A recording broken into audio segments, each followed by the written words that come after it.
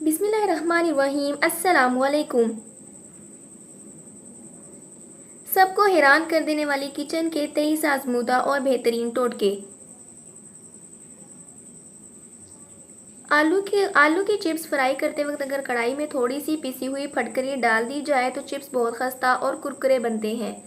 टमाटरों के सरों पर अगर थोड़ा सा मोम लगाकर रख दे तो टमाटर काफ़ी देर तक ताज़ा रहेंगे। चावलों के डिब्बे के पेंदे में नीम के सूखे पत्ते रख दें तो डब्बे में कीड़े मकोड़े दाखिल नहीं होंगे। पालक पकाते वक्त अगर उसमें चुटकी भर खाने का सोडा शामिल कर दिया जाए तो उसका रंग तब्दील नहीं होता और जायके में भी फर्क नहीं आता। मसूर की दाल पकाते वक्त अगर उसमें हल्दी आधी चम्मच डाल दें तो दाल जल्दी गल जाएगी। करेले साफ करके नमक लगाकर आधा घंटा रख दें तो उसके बाद मसल कर धोएं, उससे कड़वाहट बिल्कुल ख़त्म हो जाएगी। भिंडी गोश्त पकाते वक्त अगर उसमें कच्चे आम के छिलके डाल दें तो उसकी लेस ख़त्म हो जाएगी।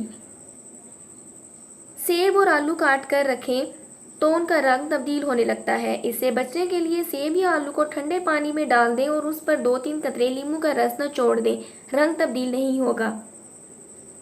चावल उबालते वक्त अगर उनमें 1 खाने का चम्मच सिरका डाल दिया जाए तो चावल दानेदार और खिले खिले बनेंगे। अचार को ख़राब होने से बचाने के लिए थोड़ी सी हींग प्लास्टिक की थैली में डालकर अचार में डाल दें, उससे अचार ख़राब नहीं होगा। आलू काटने के बाद अगर थोड़ी सी फटकरी मिले पानी में डालकर धो लिया जाए तो चिप्स सफ़ेद रहेंगे। जब आटा गूंदें तो नमक और पानी के साथ 2 खाने के चम्मच कुकिंग ऑयल पानी में शामिल करके आटा गूंदें, रोटी नरम होगी और फूल भी जाएगी। गोश्त की बास ख़त्म करने के लिए 1 खाने का चम्मच आटे की बूंद छिड़क दें और 10 मिनट बाद धो लें। गर्मी में अगर गोश्त रखना हो तो उसे सिरके और पानी से तर किए हुए कपड़े में लपेट दें, गोश्त काफ़ी देर तक ख़राब नहीं होगा। अगर दूध में नींबू मिलाकर सुबह शाम चेहरे पर मला जाए तो चेहरा खूबसूरत निकल आएगा।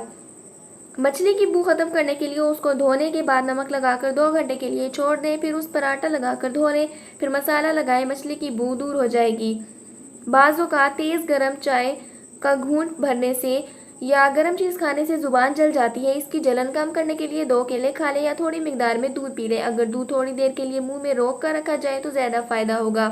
क्रीम या मलाई में थोड़ी सी चीनी मिलाकर ठंडी जगह पर रख दें, क्रीम या मलाई खट्टी नहीं होगी।